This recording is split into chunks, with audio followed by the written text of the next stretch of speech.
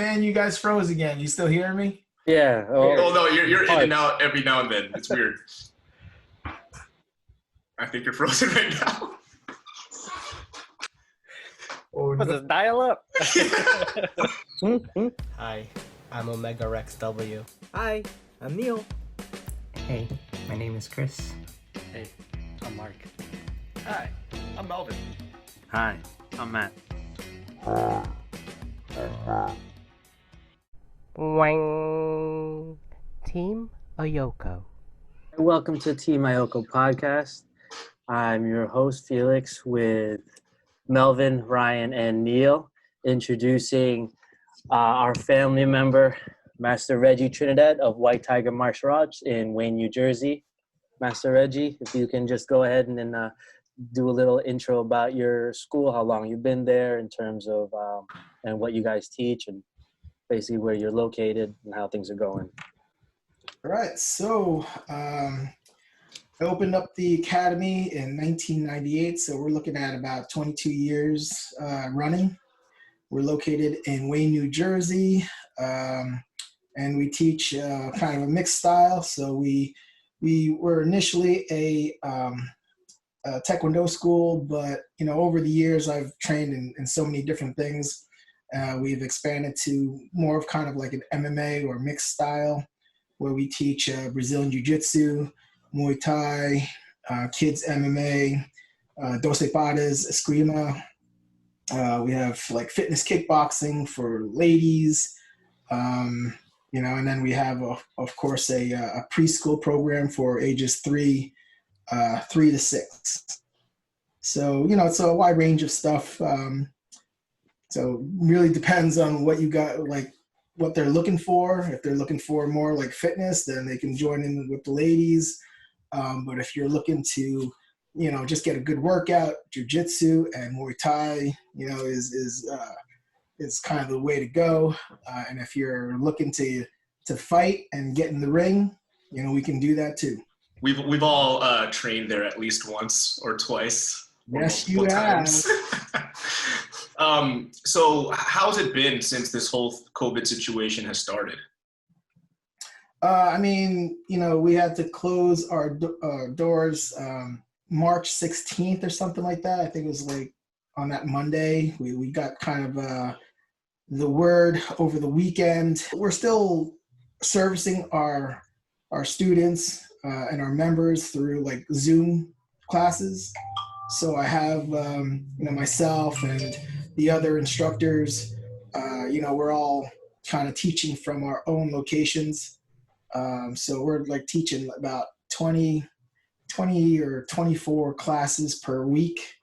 So yeah, we're busy. In fact, I think I'm teaching more and busier now than I was when I was going to the school. It's like ridiculous, but it is what it is. You have pretty active participation from your students though, through the Zoom sessions? The majority have stayed on to either support the school or and take classes. I did have a couple who dropped off or called to say, hey, can you hold our stuff until the school opens? So what am I going to say? No. Right. It is, but for the majority, for the most part, most of our students have continued to stay on, even pay the monthly tuitions. But of course, when we get back, whatever time that we took off, they're going to get that added back to their program anyway. At the end. So they're not losing any time. It's just just helps us to keep going. Obviously, it's you can't do partner work. It's all just kind of do what you're seeing kind of training. Yeah, it's kind of just like a workout, So a typical class would be like me kind of just greeting everybody and then getting them going. We do like calisthenics, we do stretches, and then we would do like a core, like drill. For instance, we do like striking combinations. Maybe ground combinations. We taught everybody how to make their own grappling dummy. And then, what we did was every week we would set out kind of like what we call like at-home training challenges. So every week I'd make a video and say, okay, this is like your kicking challenge for the week. And we'd have them like, I don't know, do things where they like kick things off, like cups off things, blindfolded and all that stuff, or specialty kicks, or, and then we would do fitness challenges where they would have to do like, I don't know, like a Tabata or, some kind of size. And then we would have like a sparring combo where it would just be like a long combination where it has 3 parts, and we would teach that throughout the week. So That's cool. Keep everybody engaged, everybody focused on training. So this way it's not boring, and they have something to look forward to every week. That's cool. No reported injuries from the challenges. So far, we're all good. That's good. It's funny because most of the time people get injured, it's not from our class. They're walking down the street and twist their ankle. Yeah. Have you heard of when you guys are able to open back up? I mean, the last thing that I heard was, right now they're thinking about opening. They're opening up like youth organized sports, but we're still unsure if that is just outdoor related stuff. So, we're still kind of on the fence. We don't really know for sure where we fall into, I'm pretty sure when they say gyms are open, we're pretty much going to be kind of in that group. But for now, I'm hoping that it's part of the second phase as opposed to a third phase. Mm-hmm. But right now, we're looking into plans of doing like outdoor, maybe going to the park and doing classes there. Because right now, I think the limit that they have is like 25 people. So as long as there's no more than 25 people, then we should be fine holding like a class as long as we have the space and people are, following the social distancing rules. Yeah, I remember when I was younger, we did outdoor classes in the summertime, and it's like perfect weather's coming up for you to be able to do that. The fact that they upped it to 25, that's a great idea. Yeah, I mean, like, people have been telling me like other schools have been doing it, and if they can do it, why not us, right? Yeah, exactly. What kind of made you want to open up that school? Oh man, I mean, the main reason was it was just nonstop like bullying from like first grade all the way to like 7th grade, and I didn't get bullied in 8th grade because 8th grade was, all the bullies were out of the school, and then of course eventually got into high school. And, they thought they can do it then, but, I was already training for a couple of years already. So yeah, that got squashed right away, but really that was the initial, I guess, that was your drive. Factor, yeah. Mm-hmm. Factor of me starting martial arts in the first place. And then, it was just a love for it right away. And, I guess at that point, probably the second year into it, I was already thinking, okay, man, one day I'm going to have my own academy. And it just happened, right? I got finished with schooling and was working. My instructor was like, yeah, hey, come in, let's talk. And he was like, I think it's time for you to open up your own school. And I was wow. Like, yeah. And like back, the old days, when you're talking to your instructor, your master, you don't say no. Right? There's never a no in there. It's like, you wash the floors. Yes, sir. Go paint the fence. Yes, sir. Yeah. But whatever it is, it's always a yes, sir. So I was like, yes, sir. Yeah. That's awesome. Those were also the times that you'd still get hit though too. That's yeah, for sure. Yeah, I remember that. Uh-huh. Good times. Hold on. Bamboo sword, yeah. Yeah. So hold on. What was your major in college then? Well, I went to NJIT first for like computer science and found out that I couldn't sit for too long without falling asleep. Yeah. Right?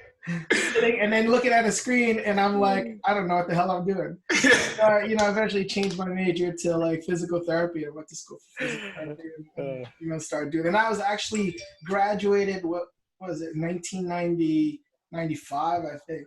Yeah, was it 95? Well, 95, and worked about 3 years.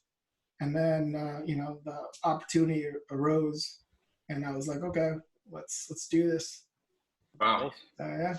How many years of experience you have in terms of martial arts? Like, how many different styles do you know? Because I was always been intrigued with the amount of martial arts that you, because obviously Matt was part of your school, and I always watch him post all these things that he would do within your dojo, and I was just always intrigued. So how many years do you have under your belt in terms of martial arts, and how many styles do you know?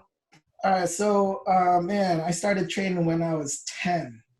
So we're talking like about 30, almost about 39 years now. So in that time, it was mostly Taekwondo for many of the years. Actually have my 5th degree, but really, I should be a 7th degree by now, but it is what it is. And then after I trained in Taekwondo and got my black belt, I started training in Hapkido. Still trained in 2 styles of Hapkido, and then eventually started training in Muay Thai. So I've done that and for years. And then jiu-jitsu for years, and to have my crew certificate from Master K for Muay Thai, and even trained with like guys like Master Toddy from Las Vegas and all that stuff. And then in Brazilian Jiu-Jitsu, I've been doing that pretty long time with Professor Julio Rodriguez, and just was it like a year ago or so, got my black belt in jiu-jitsu, trained in like Korean sword, Halem Gumdo, with Grandmaster Beck, and have my 2nd degree in that. What else? Dose Padas just got my black belt with that. Mm-hmm. That took forever, and Matt can attest to that. Like they were like, you might as well test for your black belt. And I was like, no, man. No. What's worse is everything we knew, they changed automatically. So yeah. You're learning the whole style again before your test. Right. And then just like, I started, training with Grandmaster Cuesta. So he kind of ran me through the whole gauntlet of stuff. And he was like, you're ready. And I got my black belt, just prior to when we closed. Yeah. I lost count of all the black belts you got, dude. Yeah. I can't remember either, 7 or something like that. That's amazing, man. That's really amazing. I got one, and I thought I was cool. 5th degree black belt, but could have been a 7th. That's already an accomplishment in itself. Like what Melvin just mentioned, when he became a black belt, we were still young. I was like, wow, I have a cousin who's a black belt, but then you just mentioned you're a 5th degree. Wow. Yeah, I got my 2nd degree black belt when I was 10. But like that's when I had like the love of the sport and everything, where I was there basically every single day, dedicated nonstop, where it's not like fast track, but I was that into it that you couldn't take me away from it. Yeah. You're basically a mat rat at that point. Mm-hmm. Yeah. And it was at a point like, one of the requirements as a black belt was teaching classes, and, people that are older than you at that point are not taking you seriously. Mm-hmm. So these high school kids would come in or whatever, and they're like, why are you teaching this class? You don't know anything. So, unfortunately it came to a point where you had to spar them, but they would get embarrassed, and they would probably never come back. It was only a select few that would actually come back after, getting shown up by a 10-year-old. For sure. Yeah. Like that's when they learn like, oh, size and strength have nothing to do with it if you know what you're doing. You know, good technique, right? Yeah. And be able to apply what you've learned. Sure. Yeah. What's scary now is if I go into a gym, like there's no way. If I saw like a little kid teaching the class, I'd be like, yeah, you're good, bro. I'll just I'll stay in the back, no problem. I mean, you know, back then it was definitely different. I mean, The contact style, right, and yeah, the I guess the dedication to it. I mean, now it's.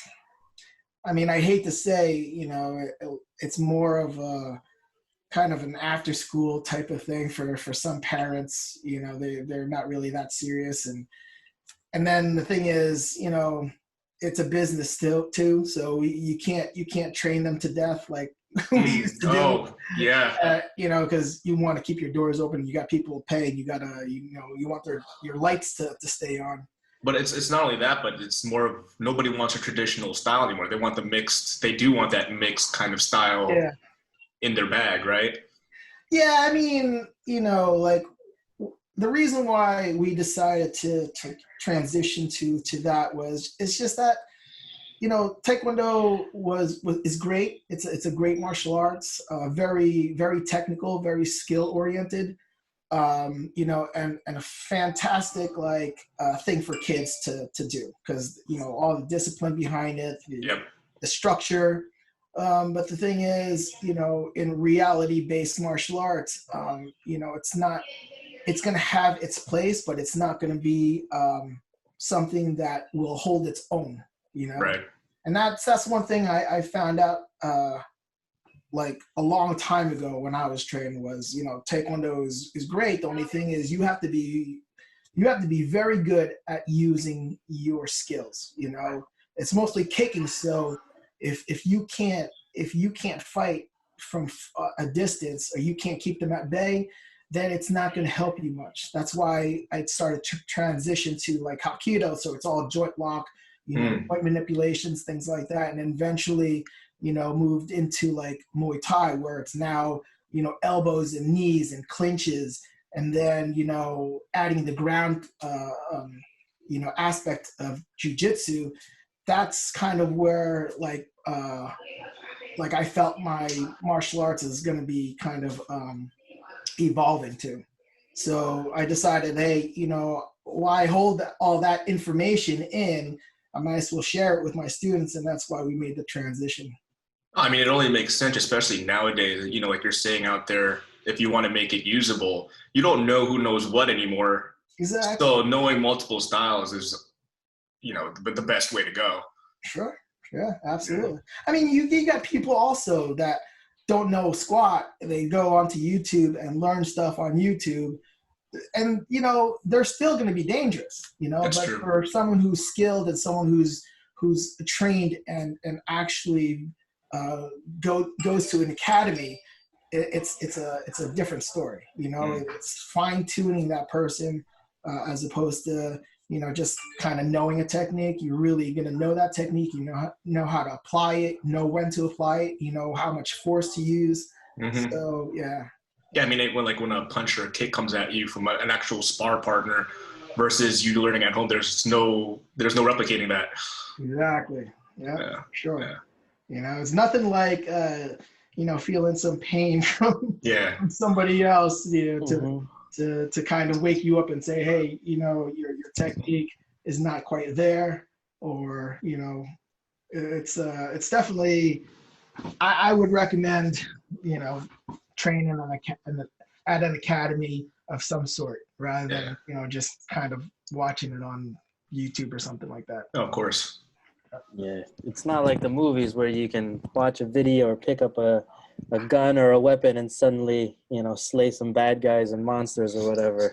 You know? Sure, for sure. Yeah, and even that, like, you know, even getting in the ring is a different animal in itself. With the first stage already in place, implemented in New Jersey, and, you know, we're hoping second phase, or rather than third phase, allows gyms. What do you think the classes in terms of is going to look like? Because I know everything's like 6 feet still, you know, probably masks required, or like are you gonna have to incorporate? Because I know, you know, some of your bigger classes had like a lot of kids. So Yeah, like when we get to open, we already have things set up. You know, as far as we can't have any parents, you know, congregate in any of the rooms, so they're gonna have to wait outside and wait for their kids.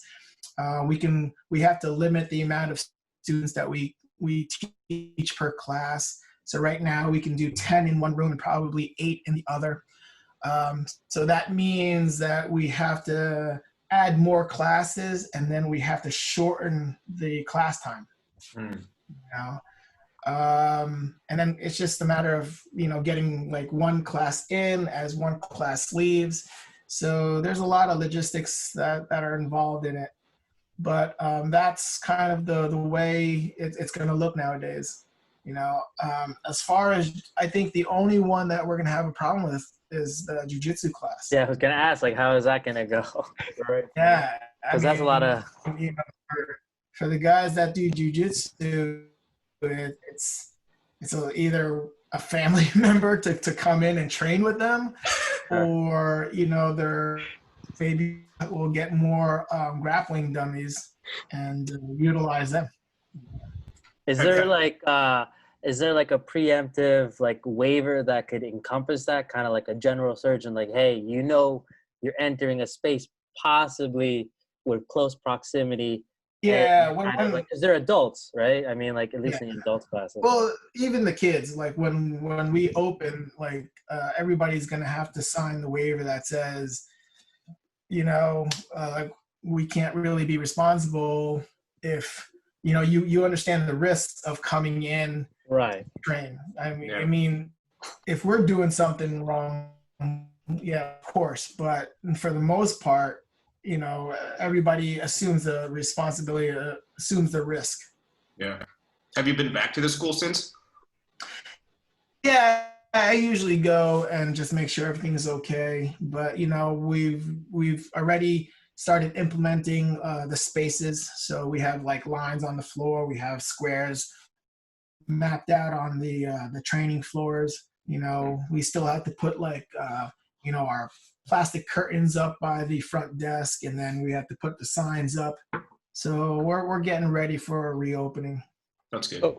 So would you try to incorporate the Zoom classes during live classes, just so if people are uncomfortable going to the live classes, they still have the virtual way?